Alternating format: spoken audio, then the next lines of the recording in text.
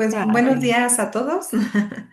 Les presento a Mari Carmen, que nos va a dar esta plática muy interesante.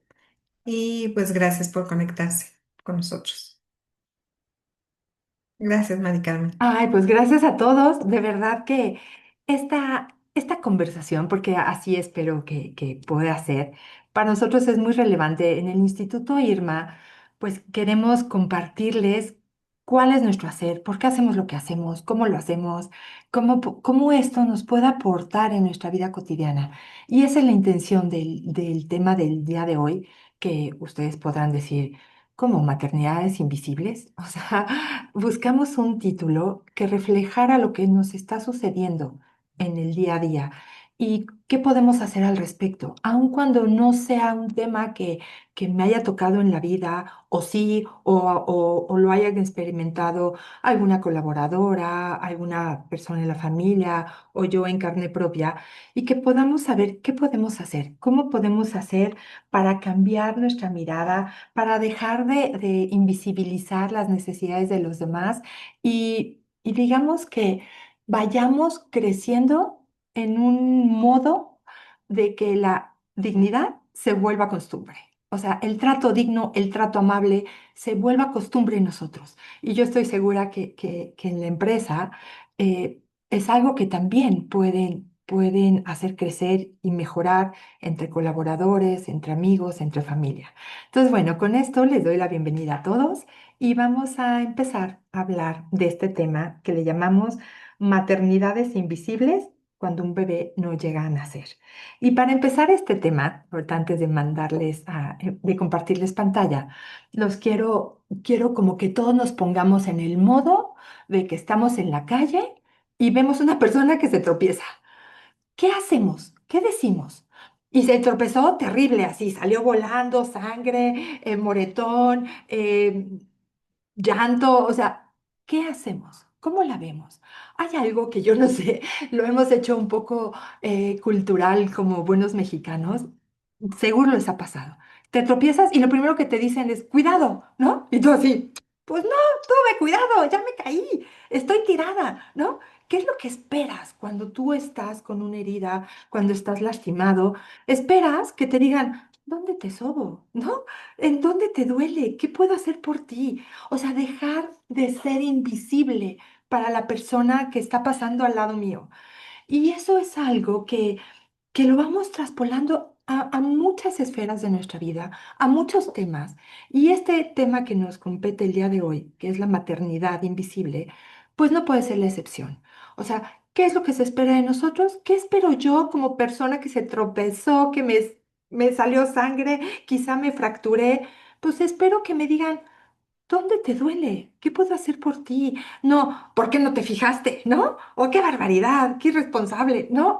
O sea, no esperamos un juicio, esperamos una respuesta y eso nos permite ir cambiando nuestra mirada como seres humanos. Y como les decía en un principio, ir haciendo del trato digno una costumbre, algo cotidiano, algo que se vuelve en nuestro modus vivendi, modus operandi, ¿no? Y bueno, con esto nos arrancamos con este tema que lo denominamos así. Yo soy Mari Carmen Alba López, soy presidenta fundadora del Instituto IRMA y lo que es mi intención es compartir lo que hemos vivido en estos últimos 26 años que tiene la institución de vida y un poco desde mi historia personal, que fue lo que me motivó a abrir esta institución, lo que yo también experimenté, lo que veía en mi entorno y que dije, no, no podemos dejar invisible una realidad que es tan cotidiana.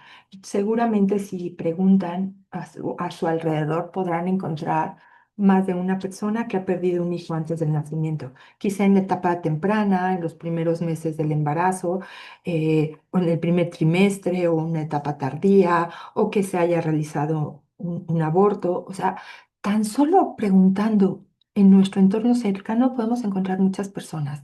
Y esto se debe al índice de incidencia de esta problemática. Se puede decir que hasta uno de cada cuatro embarazos naturalmente se pierde.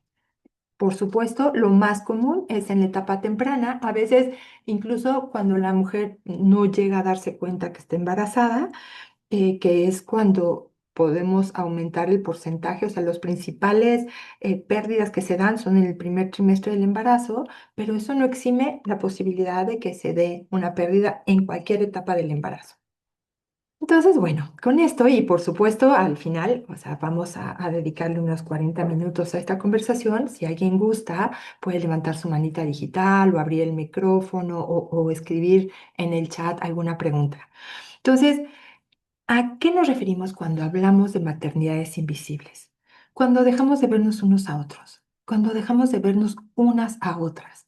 Y está en la punta de la lengua el juicio, así como de verdad ese ejemplo tan burdo y tan cotidiano de me tropecé en la calle y lo primero que me dijeron fue cuidado.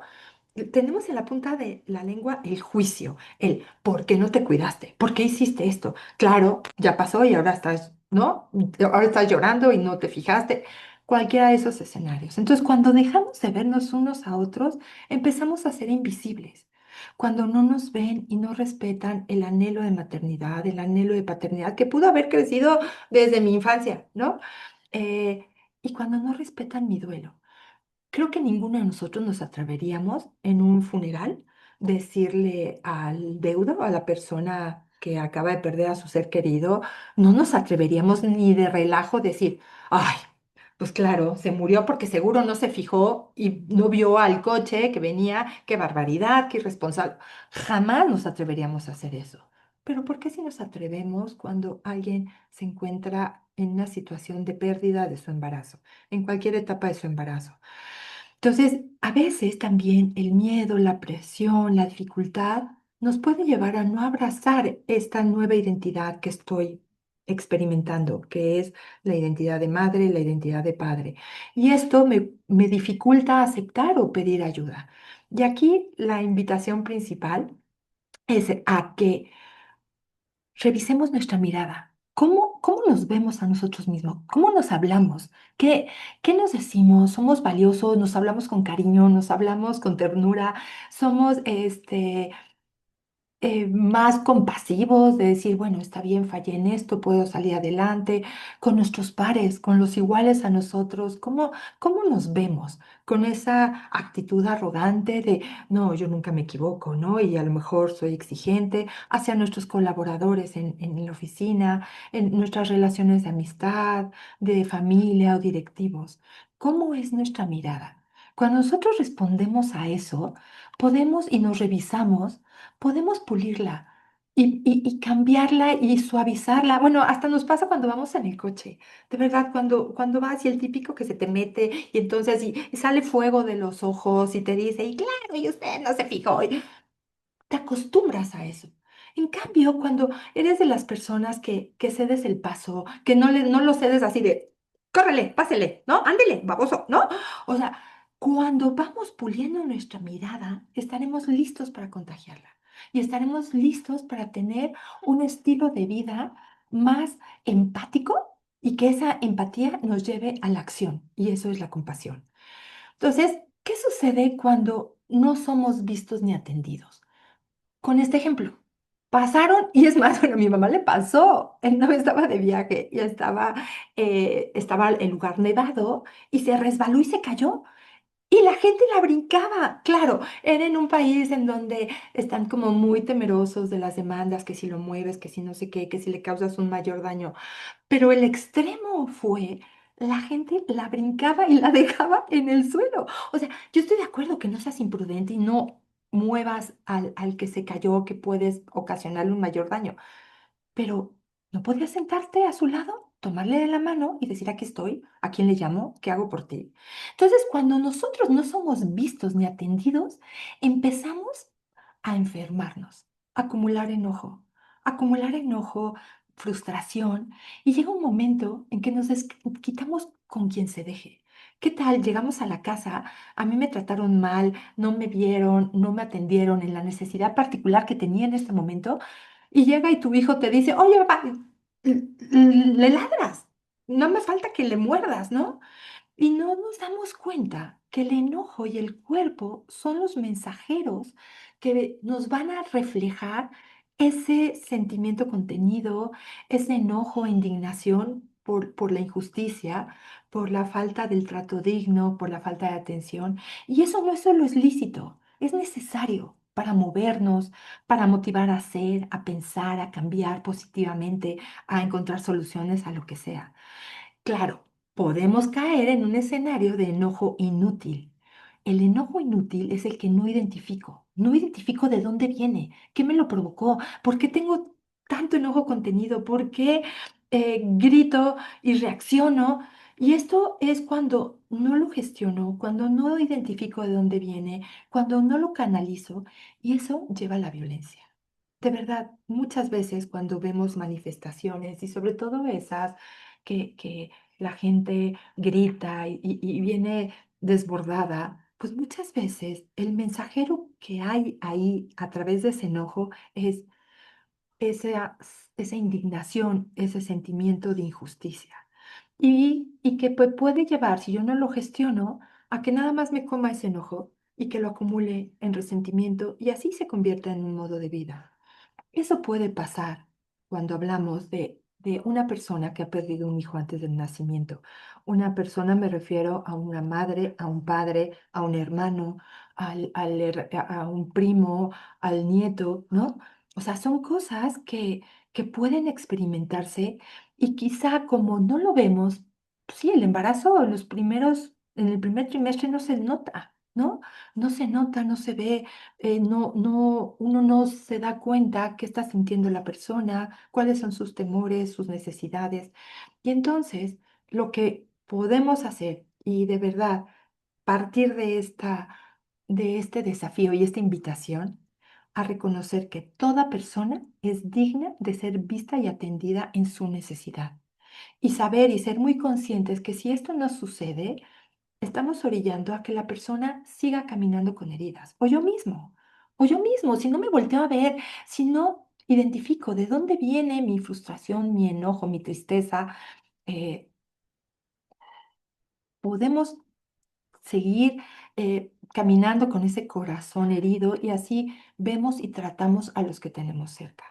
Entonces, la invitación de inicio y la que vamos a reforzar en el contenido de esta charla es a que nos alejemos del juicio que destruye y que nos separa unos de otros. Vamos, o sea, no podemos evitar hacer juicios, no podemos evitar tener una postura ante las cosas, pero vamos a tratar de suspender nuestro juicio para abrir la mirada, abrir el corazón a la necesidad del otro, incluyendo, por supuesto, el juicio tan duro a nosotros mismos. Entonces, para esto les voy a compartir a ver, díganme si se... Hay un problema junto a ti que no te imaginas, que desconoces. Son más de las que crees. Puede ser cualquier mujer Que pasa al lado tuyo. o es parte de tu familia. Un problema que se vive en silencio. Un problema que trasciende. Al hombre y a la familia. Que provoca una herida profunda en el alma. Hay un dolor más grande que dar a luz a un hijo. No darlo.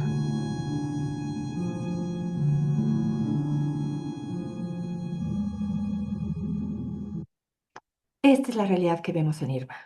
Esta es la realidad a la que nos enfrentamos, es al desafío de voltear a ver esto que hemos invisibilizado, esto que hemos orillado a muchas mujeres, a muchos hombres también, a que guarden silencio, como si un evento así nunca hubiera sucedido. Y bueno, esto también puede pasar con cualquier otro tipo de duelo. Yo sé que ya tuvimos alguna charla sobre duelo, otra sobre gestión emocional, y aquí está la invitación a que no invisibilicemos, porque lo que queda al invisibilizar es una identidad materna y paterna fracturada y lastimada, ¿no? O sea, todos los que estamos aquí somos hijos de alguien. Y aunque nuestros padres ya no estén o no hayan estado, por la razón que haya sido, digo, mis padres fallecieron en la misma época, y una sensación que experimentamos mis hermanos y yo, así de, ay, ahora sí ya somos huérfanos, ¿no? Así como haberlo integrado, así, a vernos como con esa nueva identidad, nos hundió en esa sensación de duelo, de tristeza, pero luego la fuimos transformando en agradecimiento, en reconocimiento de que esa identidad de hijos, nada la borra, nada, es eterna. O sea, yo no dejo de ser hija de mi madre y de mi padre, aunque ya no estén. Entonces, si eso pasa con nuestros padres, ¿qué no pasará con nuestros hijos? O sea, si un hijo fallece a la edad que sea, no dejamos de ser padres de ese hijo. Esa identidad materna o paterna nos mostró algo, nos enseñó algo, el tiempo que haya estado ese hijo con nosotros. Lo mismo sucede cuando se da el embarazo. El tiempo que haya durado ese embarazo va ayudándonos a construir una identidad, digamos que ampliada, un algo más, un algo que me muestra, obviamente, desafíos. No, no siempre es un camino fácil, lo sabemos bien. Yo creo que aquí habrá más de uno que es papá y no me dejará mentir, o mamá. Y bueno, qué importante es vernos para reconocernos. Entonces aquí la invitación de estos cuantos minutos es a que conozcan la experiencia de Irma con corazón abierto. O sea, hemos tenido el privilegio de compartir algunos espacios con ustedes y eso nos permite poner en voz alta lo que hemos aprendido gracias al privilegio de acompañar. Han pasado por nuestra historia más de 10.000 personas que nos han compartido sus historias y con cada una nos muestra una realidad que no nos imaginábamos. Que podamos identificar qué está viviendo la persona al perder un hijo que no llega a nacer. ¿Cuál es el impacto que experimenta la persona en situación de pérdida gestacional y pérdida perinatal? Perinatal es la que está alrededor del nacimiento, ¿no? ¿Y cómo puede influir este problema en nuestra manera de relacionarnos en nuestro entorno cotidiano? Esta es la invitación de hoy. Si logramos alguna de estas, pues ya, nos damos por bien servido. ¿Qué puede abarcar la pérdida gestacional y perinatal? Pues un embarazo ectópico, que esos muchas veces, más bien siempre terminan en pérdida, terminan en aborto, porque naturalmente un bebé que se gesta no puede crecer en las trompas de falopia, no puede crecer fuera del útero. Entonces, muchas veces esos embarazos se pierden. Cuando hablamos de pérdida gestacional, podemos incluir en ellas el aborto espontáneo, el aborto inducido, la reducción selectiva de embriones, que es esta que se realiza sobre todo en técnicas de fecundación asistida, cuando implantan a muchos embrioncitos y toman en cuenta alguno para extraerlo, entonces pues es una pérdida, ¿no? Cuando muere un gemelo en gestación, a veces muere uno y el otro continúa su crecimiento y su desarrollo y llegan a nacer, uno sí y otro no. Cuando pues un feto, feto significa pequeño por nacer, muere en el interior del útero o en el canal del parto. O la muerte del prematuro o del neonato, que es el que recién nace, o bebés nacidos con anomalías o hijos cedidos en adopción. Todo esto tienen en común eh, pues el no haber continuado una historia con ese hijo.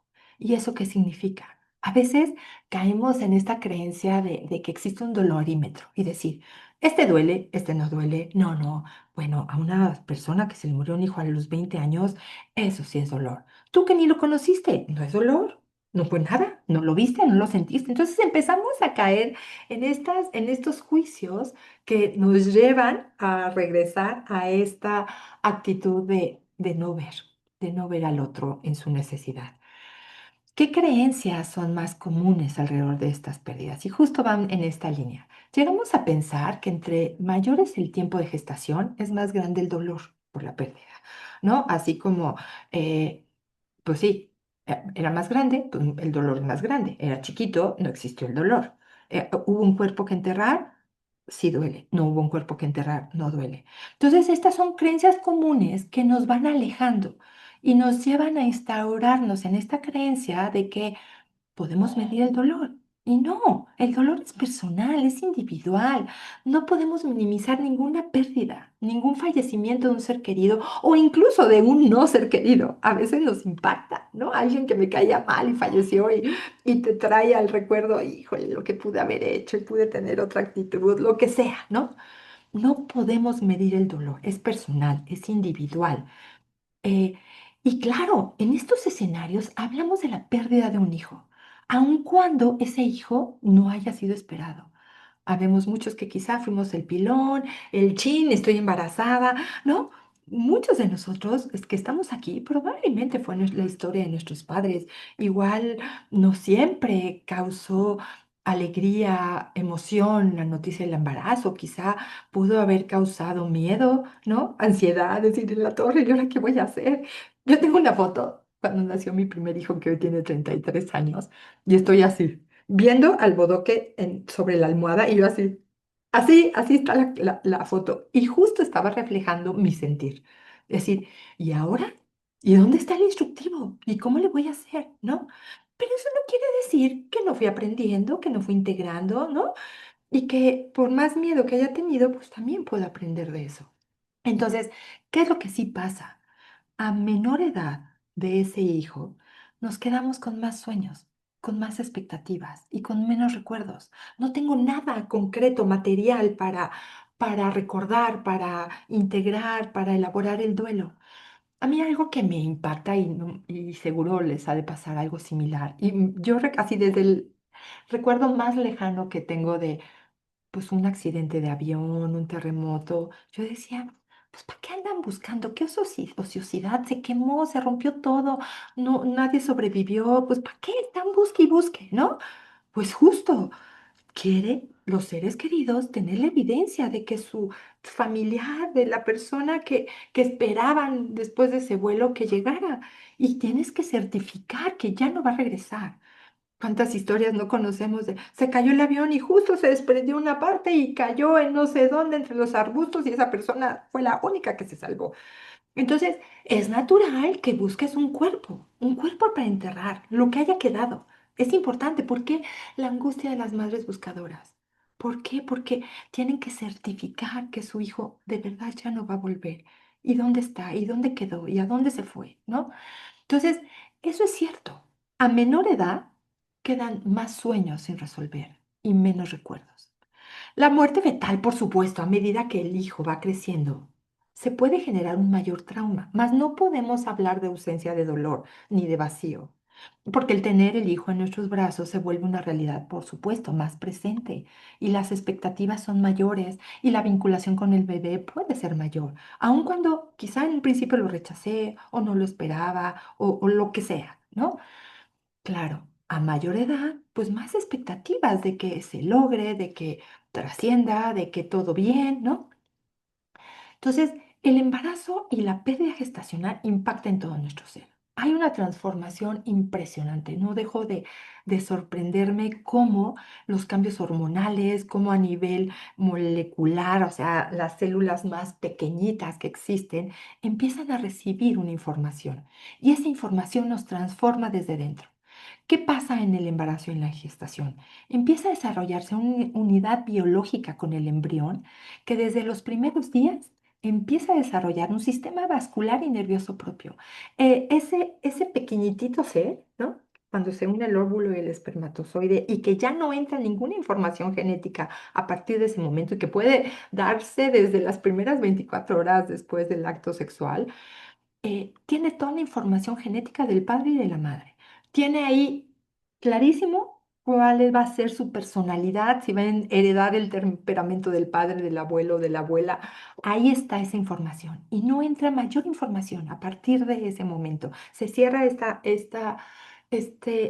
nueva vida a cualquier información. No hay intercambio ni siquiera sanguíneo con la madre. Entonces, empieza una conversación, empieza un diálogo a nivel molecular con la madre, que se inicia por factores para poder crecer, para poder desarrollarse autónomamente, para saber a dónde se tiene que dirigir. Está toda la información en esa pequeña vida para saber en dónde se va a implantar, qué es lo que tiene que hacer.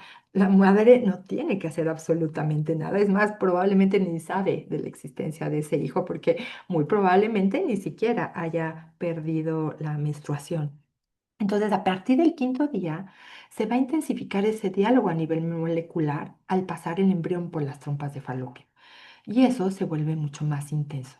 Aquí es donde se empieza a desarrollar un vínculo y se sientan las bases para un apego futuro, una vez que nazca el bebé. Es impresionante cómo se desarrolla una tolerancia inmunológica, se activa a petición del embrión. O sea, el embrión tiene la solicitud a la madre de que se callen, guarden silencio todas las células maternas que podrían generar el natural rechazo a lo extraño.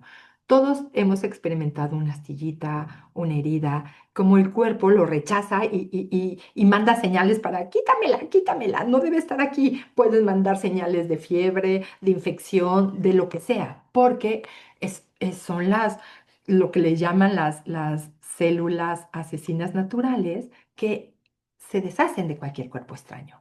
Y en cambio, esta solicitud del embrión hace que se empiece a dar una simbiosis de dos vidas distintas, autónomas.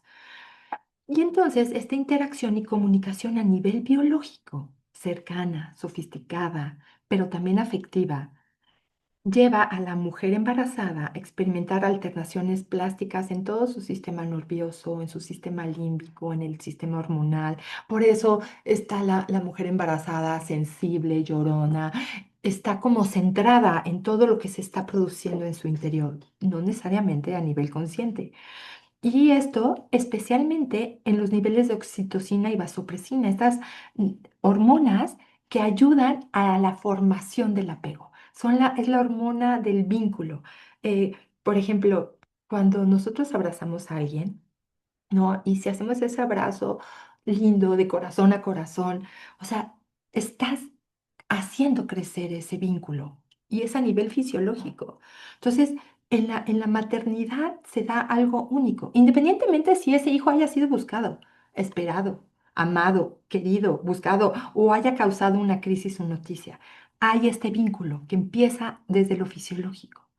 Entonces, esto intensifica la relación afectiva y emocional durante el embarazo y vinculan y asocian íntimamente a la madre con el hijo. O sea, siempre coloquialmente hablamos de, no, pues es que es la sangre, ¿no? Pues sí, la sangre te une y es cierto. Hay un inicio fisiológico que puede construirse con el tiempo y fortalecer una relación afectiva, comprometida, interesada, y eso pues trasciende, ¿no? Trasciende la vida. Y hay un fenómeno que se llama microquimerismo. Eh, Seguramente han oído hablar de lo que es la expresión, esto es una quimera, ¿no? O sea, es como algo, ¿cómo? Dos personas que viven en el mismo lugar, independientes y ocupan el mismo espacio, pero no son lo mismo, pues sí, es una quimera, pero a nivel micro. ¿Por qué? Porque esto refuerza la idea de que el embarazo genera una conexión biológica profunda y puede tener beneficios incluso inmunológicos y regenerativos, porque hay un intercambio celular. La madre aporta al hijo y el hijo aporta a la madre. Y se quedan esas células hasta por más de 30 años. A mí si me hicieran un estudio así muy especializado, podrían decir, esta mujer tuvo 7 embarazos, ¿no? Y ahí está esa información a nivel genético y a nivel celular. Y esto puede tener muchos beneficios, o sea, es más, por eso a veces vemos en las embarazadas cómo les brillan los ojitos o cómo tienen como hasta la piel diferente, ¿no? Y el microquimerismo alude a la presencia de células del otro, de la madre, o sea, la madre conserva células del hijo y el hijo conserva células de la madre. Por ejemplo, se quedan y se almacenan esas células, esa información a nivel piel, a nivel vísceras. Por eso, los que tienen más de un hijito, seguramente habrán experimentado lo que llamamos coloquialmente como que, ay, se puso chipil, ¿no? Se puso chipil el hermanito porque sabe, aun cuando tú no se lo hayas dicho, que viene el desbanque, ¿no? Que ya nomás va a ser el rey, que algo pasó y que viene alguien más que no es él. Entonces, eso lo perciben a nivel piel, ¿no? Entonces, todo esto permanece de manera duradera y representa un vínculo biológico único que trasciende el embarazo. Insisto, aun cuando tú tengas conocimiento del embarazo, aun cuando tú estés gozosa o aun cuando estés aterrada, aun cuando experimentes lo que sea, este vínculo se va construyendo. Entonces, el vínculo prenatal contiene toda esta experiencia central de lo que es el amor. Y el amor, si lo entendemos, no como solo un sentimiento, ¿no? Sí, es una sensación que incluye sentimientos. Una, cuando hay una definición que me encanta, que la dijo un autor, un filósofo americano, que decía, amar es desear que el otro exista, es reconocer la existencia del otro como valiosa, no como una prolongación de mí, ni como un mini yo, no, como alguien distinto, único, irrepetible. O sea, cuando alguien te dice, qué bueno que existes y no hay nadie en el mundo como tú, pues ese es un súper piropo de amor. O sea, y eso, esta experiencia se gesta desde lo biológico y podría ser descrito como una relación en desarrollo que la madre busca estar, conocer, evitar la separación, a veces de manera instintiva, ¿no? No siempre consciente. Y poco a poco, conforme pasa el tiempo, también lo puede ir haciendo consciente y busca proteger, identificar y satisfacer las necesidades de su bebé en el útero. Entonces, el vínculo es una relación biológica y emocional, única entre madre e hijo. Claro, también nos podemos vincular afectivamente con muchos, pero esta es la única que surge desde lo biológico y comienza con estos procesos celulares, hormonales, neurobiológicos que nos conectan a ambos. Y este proceso en que la energía psíquica de la mujer se invierte emocionalmente en el feto y te lleva a querer proteger, a relacionarte, a cuidar, ¿no? Y obviamente este vínculo, conforme avanza la gestación, crece y se puede fortalecer con el apego. Entonces, se forma porque el cuerpo de la madre se adapta para recibir, para nutrir y responder. El embrión establece señales que reorganizan el cerebro y el cuerpo materno. Es impresionante, o sea, por eso se habla de simbiosis. Simbiosis es una cosa así como muy intensa, muy, muy cercana. ¿Y por qué platico todo esto? Para que podamos entender lo que puede pasar en la persona que está al lado nuestro, que haya perdido un hijo y que merece ser vista y merece ser atendida.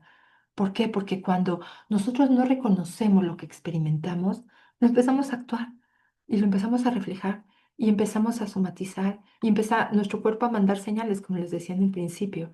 Y quizá la primera señal es el enojo, ¿no? Y cuando vemos a alguien enojado, lo más común es que digamos, aléjate, huye, ¿no? Antes de que me muerda, ¿no? En cambio, cuando vemos a alguien triste, naturalmente, a veces se nos pasa, ¿no? Podemos decir así, venga, chepa acá. Si llora, ¿no? En cambio, cuando alguien está enojado, lo rechazamos. Entonces, ¿qué hace? Que se enquiste más el sentimiento. Entonces, esto es lo que empieza a pasar. En el momento en que se une, aquí está la colita, la cabeza del espermatozoide adentro del óvulo y se pierde, en el momento que se cierra esta capa pelúcida, pierde la cola del espermatozoide y nada más entra. Solo entra un espermatozoide, claro. En caso de gemelos, pues entran dos.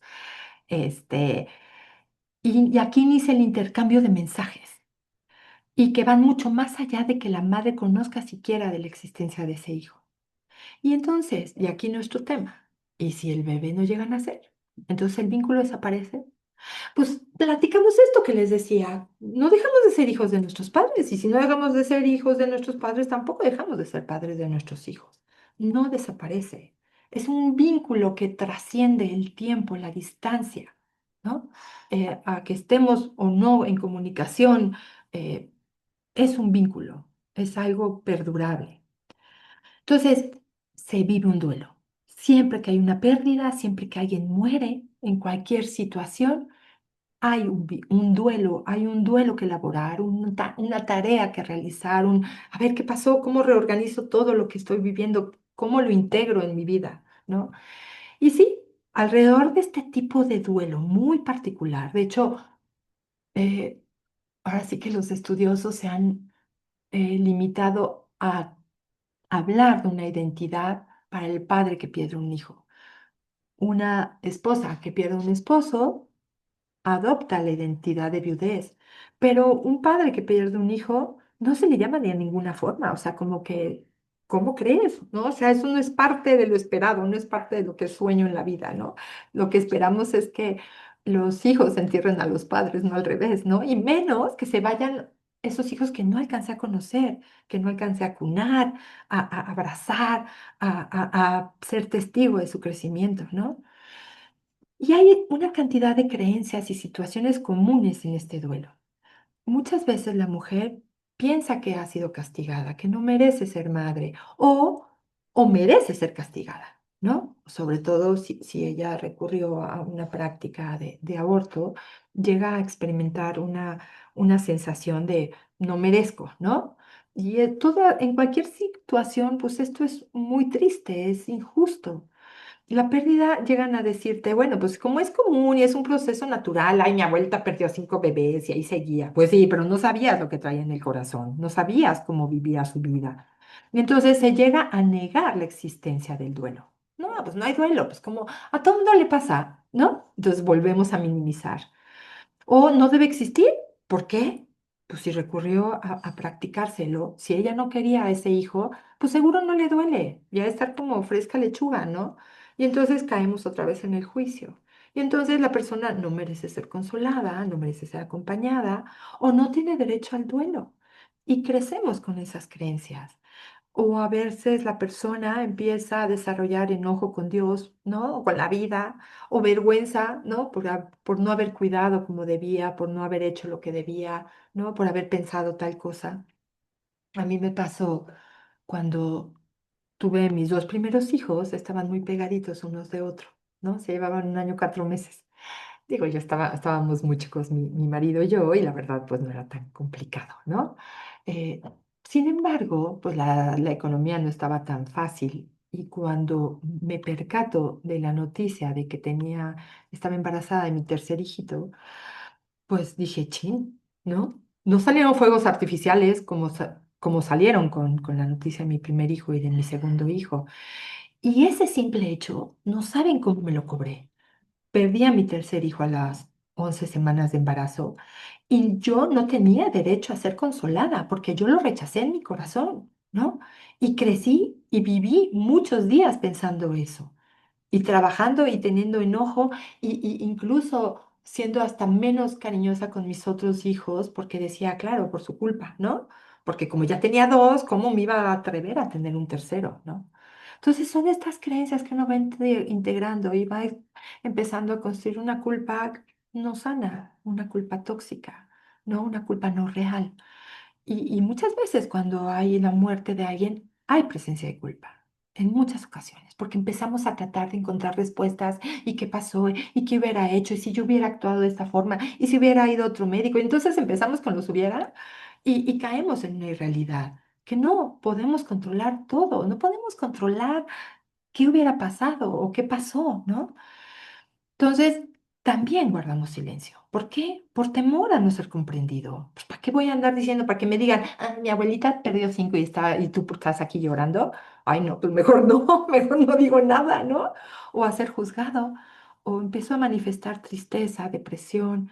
Incluso lo hemos visto en muchas ocasiones en todos estos 26 años, personas que llega un momento en que dicen, ya no tiene sentido mi vida y mejor me muero, mejor me voy con mi bebé, ¿no? Y me dejo morir cuando esto trasciende, ¿no? Mis posibilidades. Entonces, en ambos escenarios, tanto de pérdida natural como inducida, puede haber posibles actos de violencia, relaciones de maltrato, de abuso, de sobreprotección, de negligencia o relaciones codependientes, tanto entre los padres, ¿no? Entre los papás, porque entonces, ay, tú no hiciste o tú sí hiciste, es que en realidad no lo querías, por lo tanto no me quieres a mí, o con los otros hijos, ¿no?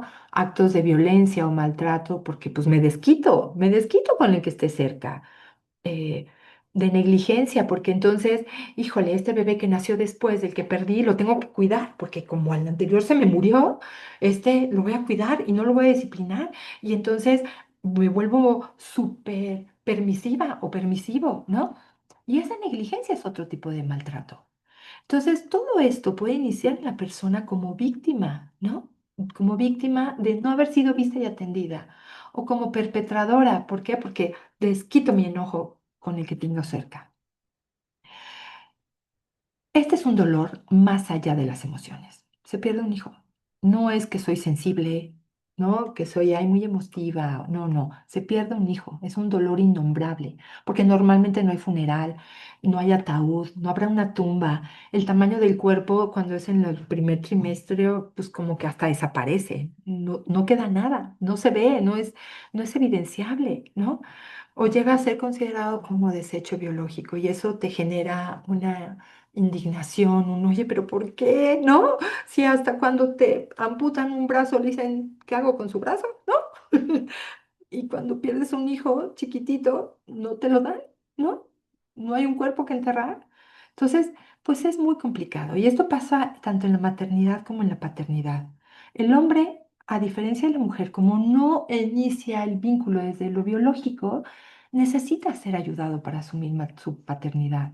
Claro, su anhelo puede iniciar mucho antes de saber que la mujer está embarazada, de su propia historia, lo que esperaba, cómo se visualizaba, ¿no? Porque el padre, el hombre, tiene toda su participación fuera del proceso de la gestación y el nacimiento. Aunque, por ejemplo, esta escena, el que lo toque, el que vea un ultrasonido, todo eso ayuda a construir el vínculo. El abrazar, el comunicarse, todo eso va alimentando esa vinculación. Y claro, conoce por la madre su propia paternidad.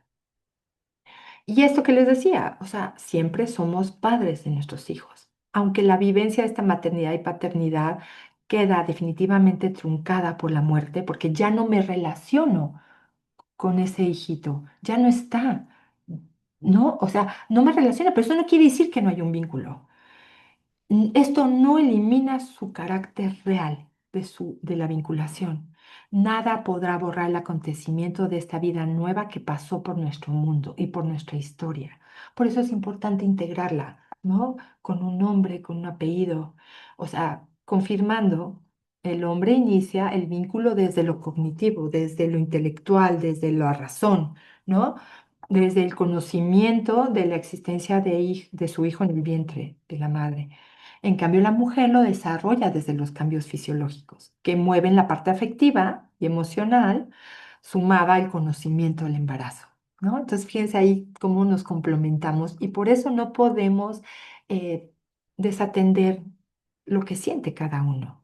No es ella más, no es él menos, es diferente y ambos experimentan un duelo y merecen ser vistos y atendidos. Existe en la imaginación la proyección del futuro, haya sido o no deseado ese hijito.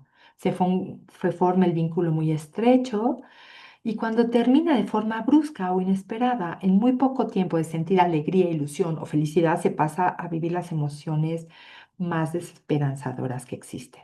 Y esto es lo que nos apela, y esto es lo que nos motiva a decir, ¿qué pasó? Y fíjense, en todos estos 26 años hemos podido visibilizar en las personas que nos piden ayuda, sobre todo las que de alguna manera se han paralizado ante este evento, lo han callado o han tenido varias pérdidas, ¿no? Empiezan a manifestar estrés postraumático, depresión, un duelo complicado. Y esto es tipificable y es tratable y hay que atenderlo. No es nada más una tristecita, ¿no? No es solo un vacío, es un padecimiento emocional y cognitivo, porque alguien murió, ¿no? Es un padecimiento que te puede llevar a una depresión, ese desánimo por la vida, tristeza, fatiga, un duelo por no haber sido ni visto ni atendida la muerte del hijo. No se vivió el duelo en tiempo y en forma. Entonces, esto experimenta la persona sentimientos de soledad y de sinsentido. Y puedes llegar a somatizar lo que tu cuerpo, el cuerpo habla lo que la mente calla, ¿no? Y lo que la boca no expresa. Entonces empiezas a somatizar. Puedes somatizar ansiedad, experimentar molestias como dolores de cabeza o itis, ¿no? Todas las gastritis, colitis son reflejo de que algo pasó y no lo estoy atendiendo. En las relaciones familiares o sociales puede haber separación de la pareja, incomprensiones, maltrato y eso que les platicaba, ¿no? Relaciones de negligencia, violencia. Entonces, cuando hay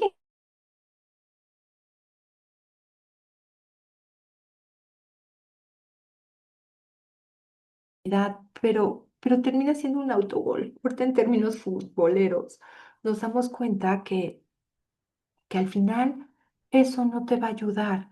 Tú guardas silencio y no compartes la noticia del embarazo, sino hasta después de los 3 meses, porque es lo esperado, y entonces si se pierde no tengo que dar explicaciones a nadie. Pero caray, eso te hace vivirlo en soledad y vivir como si no hubiera sucedido. Entonces, este silencio también se guarda ante la duda o la decisión de recurrir o no al aborto. O la familia guarda silencio porque no sabemos qué decir o cuándo tener, tememos lastimar o entonces distraemos, ay, hay que distraerlos, no hay que hablarles de eso. Entonces empezamos a hacer más hondo este vacío y este dolor.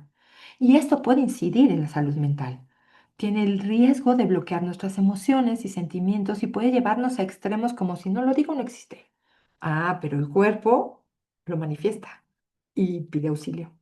Y entonces tengo insomnio, tengo o duermo mucho o no quiero despertar.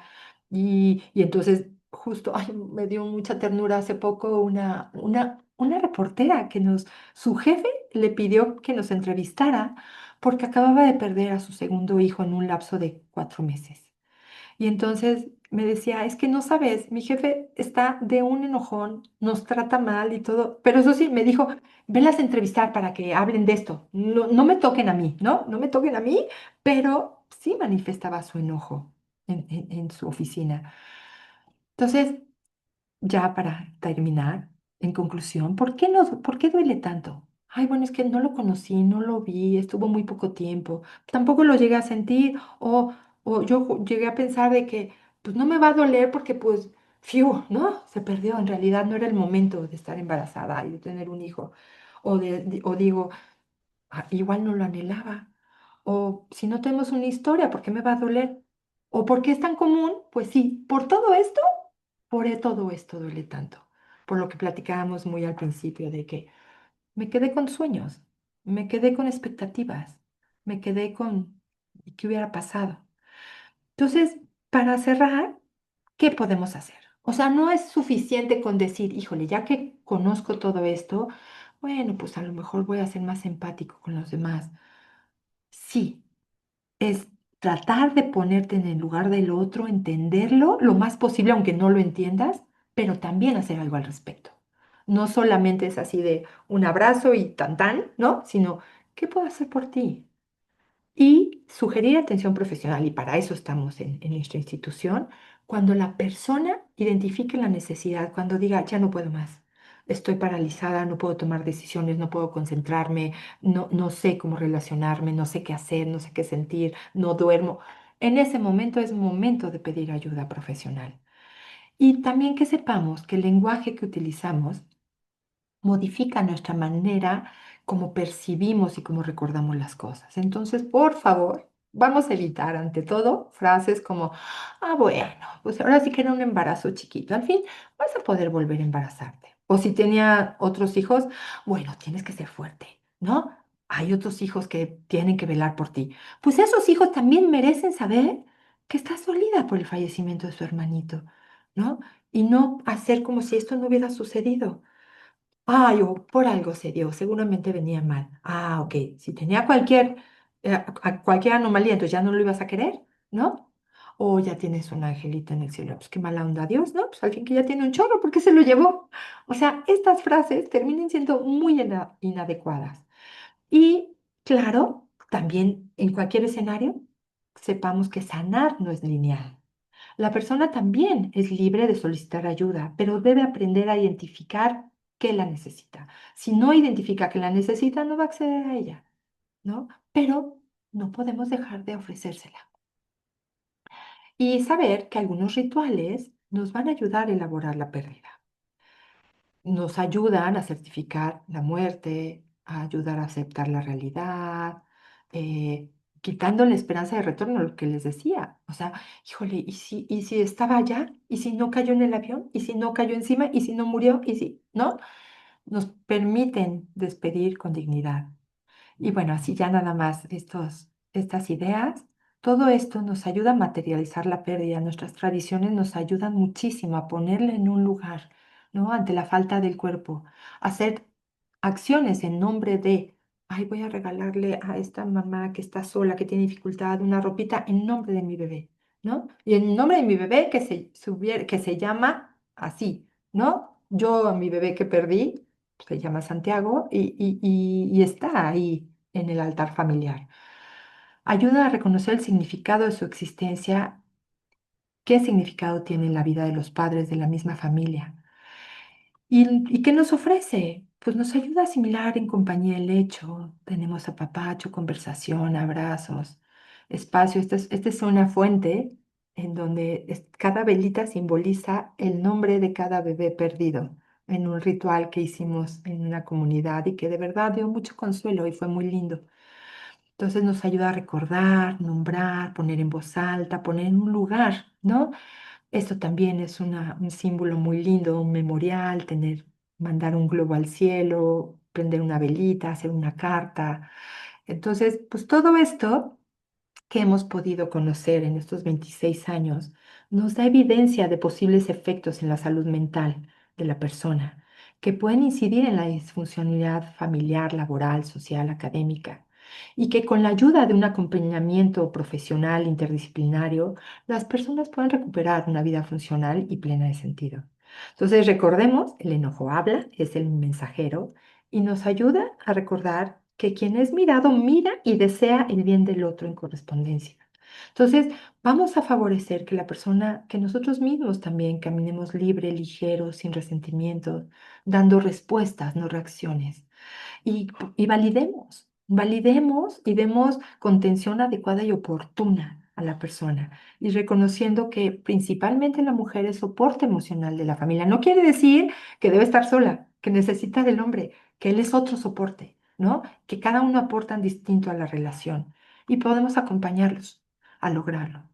Y pues ya, los invito a que aprendamos a amar, a llorar y honrar, a vivir con paz y esperanza, porque toda herida es digna de ser vista y atendida. Y bueno, por supuesto, si ubican a alguien que necesita ayuda, copien este código QR, es nuestro WhatsApp de ayuda, lo contesta una persona, no una máquina. Y, o si conoces a alguien, diles que escuchaste esta charla y que de verdad no estás sola o no estás solo y que siempre hay algo que hacer y algo que compartir y que pues, con esto podemos hacer un mundo mejor, menos violento, ¿no? Y bueno, ya se imaginarán, esto me apasiona y me emociona y ya casi dejé unos mini minutos por si alguien tiene alguna pregunta o algo que compartir.